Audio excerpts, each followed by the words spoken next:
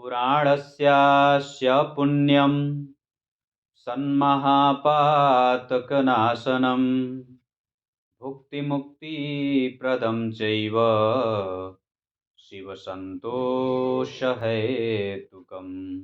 अब आपके शहर में भी हमारा मिलना हो सकता है। फिलहाल मैंने दिल्ली और लखनऊ में मिलने का जो है वो कार्यक्रम बनाया है। अगर आप मिलना चाहते हैं, निसंदेह आसानी से मुझसे मिल सकते हैं अपने ही शहर में।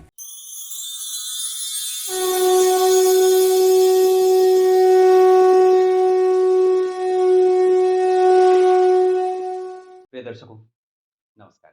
एक बार फिर से उपस्थित हूँ आप सबके सामने गुरुवार के कार्यक्रम में। मृत्यु के बाद ये हम सबकी बड़ी इच्छा रहती है जानने की कि हमें कौन सा लोक प्राप्त होने वाला है, देवलोक, पितरलोक या फिर नरक लोक। इसी कार्यक्रम के साथ उपस्थित हूँ। कहीं नहीं जाना है, बिल्कुल बन के रहिएगा। इस पे मैंने बहुत पहले भी कार्यक्रम बनाया था, पर सोचा इसको और फिर से आप लोगों को फिर से बता दिया जाए।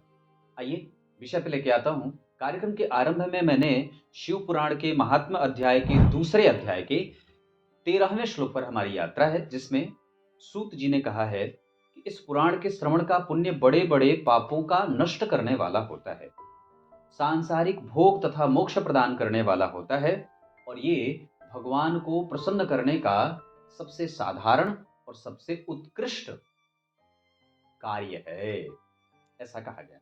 आइए विषय पे लेके आता हूं। देवलोक के नियामक या देवलोक के कारक ग्रह देवगुरु बृहस्पति होते हैं। शुक्रदेव और चंद्रदेव पितरलोक के कारक होते हैं। मंगल देव और सूर्य देव मृत्युलोक के कारक होते हैं।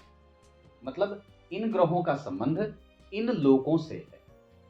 जैसे चूंकि हमारा जो जन्म है वो पुनर्जन्म के सिद्धांत पे काम करता है। हमारा जो सनातन परंपरा है, हमारी जो सनातन पद्धति है, जो हमारी ज्योतिष का जो सार्वभौम सिद्धांत है, वो पुनर्जन्म के सिद्धांत को मानता है। वो कहता है कि आप पूर्व जन्म में जैसे कृत्य किए रहेंगे, उसके आधार पर आपको जीव की, भोग की और आयु की प्राप्ति होती है। मैंने अभी थोड़े दिन पहले भी एक कार्यक्रम में बात कही थी, किसी कुंडली विश्लेषण वाले में, कि हमारे प्रारब्ध के 3 फलों में से सबसे पहला फल होता है व्यक्ति को जाति मिलती है। उसके प्रारब्ध के आधार पर उसको उसकी जाति मिलती है। जाति का अर्थ, ये जो आपको समाज में जाति बटी हुई है वो जाति नहीं। जाति का अर्थ मनुष्य जाति। जाति का अर्थ पशु पक्षी लता गुल्म मोहर कीट पतंग घास फूस जंगल पता नहीं क्या, पहाड़ पर्वत नदी नाला, जो भी, वो जाति है। मतलब, और उसमें श्रेष्ठ हो गया मनुष्य जाति, उसमें भी श्रेष्ठ ब्राह्मण कुल, उसमें भी, अब उसमें बांट बढ़ता गया कि ब्राह्मण कुल में पैदा हुआ पर उसको अपने जाति का बोध है, उसको अपने कर्म का बोध है, और कर्म का बोध होने के कारण वो धर्मशास्त्रों को पढ़ने वाला हुआ। सिर्फ जाति का अर्थ जाति जन्म ले लिया और उसके बाद उसने अगर उस जाति का या उस वर्ण का उस आश्रम का पालन नहीं किया तो उसको उस जाति का कोई अर्थ नहीं है। तो ये प्रारब्ध का पहला फल है। प्रारब्ध का दूसरा फल होता है कि वो व्यक्ति उस जाति को कैसे भोग रहा है, मतलब कष्ट से या फिर सुखपूर्वक। मैंने मनुष्य में जन्म लिया तो मैंने मनुष्य के जीवन को कैसे जिया है, बढ़िया से, मतलब सुखपूर्वक जी रहा हूं या फिर कष्ट में जी रहा हूं। तो ये प्रारब्ध का दूसरा फल है, जिसको आप अपने कर्म के आधार पे अपने सुख को दुख में और दुख को सुख में बदल सकते हैं। ये आपकी बुद्धि के ऊपर और आपके हाथ में ये बात है कि आप अपने जीवन में प्रक्रम के द्वारा, अपने पराक्रम के द्वारा, अपने बुद्धि से आप अपने प्रारब्ध के इस फल को बदल सकते हैं। प्रारब्ध के द्वारा आप अपनी जाति नहीं बदल सकते। आपको जो योनि प्राप्त हो गई उसी योनि में आप रहेंगे। पर प्रारब्ध के द्वारा आप अपने भोग को बदल सकते हैं। मतलब मुझे कष्ट में नहीं रहना है, मुझे अपने पराक्रम के द्वारा अपने भोग में जो कष्ट मिला है मैं उसको सुख में बदलूंगा, मैं उसके लिए उद्यम कर सकता हूँ। मतलब प्रकृति ने आपको प्रारब्ध के दूसरे फल में निश्चित रूप से थोड़ी स्वतंत्रता दे दी। और प्रारब्ध का तीसरा फल होता है आयु।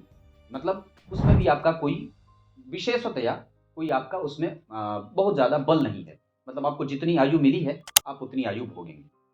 तो ये प्रारब्ध के 3 फल हैं, जिसमें से ग्रहों के आधार पर जब हम इनकी विवेचना करते हैं तो ग्रह स्पष्ट में बात आती है कि देवगुरु बृहस्पति अगर जिस व्यक्ति की कुंडली में 6वें 7वें और 8वें, जिस व्यक्ति की कुंडली में देवगुरु बृहस्पति 6वें भाव में बली होकर के बैठे हो, मतलब उच्च के या अपनी राशि के, 7वें भाव में अपनी राशि के या उच्च के, या जन्म कुंडली के अष्टम भाव में अपनी राशि के या उच्च के अगर बली होकर के बैठे हैं किसी भी जातक की कुंडली में, तो उस व्यक्ति को मृत्यु के उपरांत देवलोक की प्राप्ति होती है।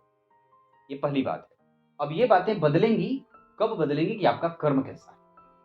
पिछले जन्म का प्रारब्ध तो आपको ये कह रहा है कि आप निश्चित रूप से देवलोक में जाएंगे, क्योंकि पिछले जन्म के आधार पर ही आपके जन्म के समय पे आकाश में एक परिघटना घटित होती है और आकाश में एक ग्रह ऐसे स्थिति में बैठा था कि आपको आपके पूर्व जन्म के आधार पर ग्रह अपने आप को खुश करके प्रतिष्ठित करके इन भावों में बैठा करके आपको ये सूचित करता है कि आपको देवलोक की प्राप्ति होने वाली है। पर आपने उसको दरकिनार करते हुए अपना कर्म खराब किया, बुरा कर्म किया, निंदित कृत्य किया, तब ये ग्रह भी परिणाम नहीं दे पाएगा। फिर आपको निश्चित रूप से वो प्रभाव से वंचित कर देगा, या फिर आपको ये कहेगा कि आपको मेहनत करने की आवश्यकता पड़ेगी, क्योंकि पिछला जन्म आपका ठीक था पर आपने इस जन्म को खराब कर दिया है। इस वजह से जो चीज आपको मिलने वाला था वो भी आपको अब नहीं मिलेगा। पर ग्रह साधन कहता है कि 6वें, 7वें और 8वें भाव में अगर देवगुरु बृहस्पति बली होकर के बैठे हैं तो व्यक्ति देवलोक की प्राप्ति कर सकता है। उसी तरीके से अगर शुक्रदेव 6वें, 7वें और 8वें भाव में उच्च के या अपनी राशि के या बलवान होकर के बैठे हैं तो व्यक्ति पितर लोक में जाता है। और वहीं पे चंद्रमा भी ऐसे ही बात करते हैं कि अगर मैं तुम्हारी कुंडली में 6वें भाव में उच्च का यानी कि 2 नंबर में, 7वें भाव में उच्च का यानी कि 2 नंबर में या 4 नंबर में, या तो 8वें भाव में 4 नंबर या 2 नंबर में बैठा हूं, तो मैं तुम्हें पितरों के लोक में ले जाकर के प्रतिष्ठित करूंगा। मतलब ये चंद्रदेव की आज्ञा है, ये शुक्रदेव की आज्ञा है कि ये आपको पितर लोक में ले जाकर के मृत्यु के उपरांत प्रतिष्ठित करेंगे।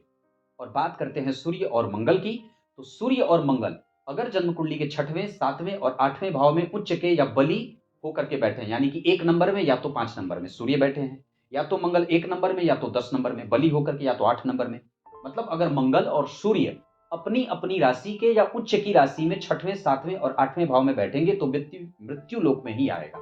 मतलब वो न तो देवलोक में जाएगा न तो पितरलोक में जाएगा। अगर ये ग्रह आपकी कुंडली में उच्च के होकर के बैठे हैं तो व्यक्ति पितरलोक में अपने इसी मृत्यु लोक पे वापस उसका जन्म होता है। मतलब आपको अब अपने कर्म पे विशेष ध्यान रखने की आवश्यकता है, ताकि आप पुनः वापस आपका पुनर्जन्म न हो, यानी कि फिर से आपको मृत्यु लोक की प्राप्ति न हो, फिर से आप इसी लोक में आएंगे, योनि बदल सकती है। और बात करते हैं शनि और बुध की। अगर जन्म कुंडली के 6वें भाव में शनि उच्च के या बली हैं, मतलब राशि में उच्च के या फिर अपनी राशि में, या तो बुधदेव 6वें भाव में अपनी राशि के या उच्च के, या तो 7वें भाव में शनिदेव उच्च के या बली होकर के अपनी राशि में, या तो बुधदेव 8वें भाव में अपनी राशि के या बली होकर के उच्च के बैठे हैं, तो व्यक्ति नरकगामी होता है, उसको कष्ट मिलता है।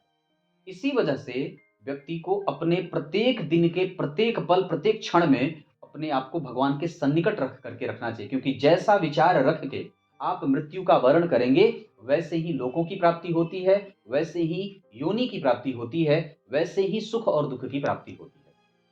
इस वजह से ये कार्यक्रम आपके पुनर्जन्म के बात को बताता है, जिसे वाराह मिहिर जो आचार्य हुए उन्होंने अपने ग्रंथ में बात की। इसमें मैंने बहुत पहले कार्यक्रम बनाया था और सोचा फिर से आप लोगों को बता दूं।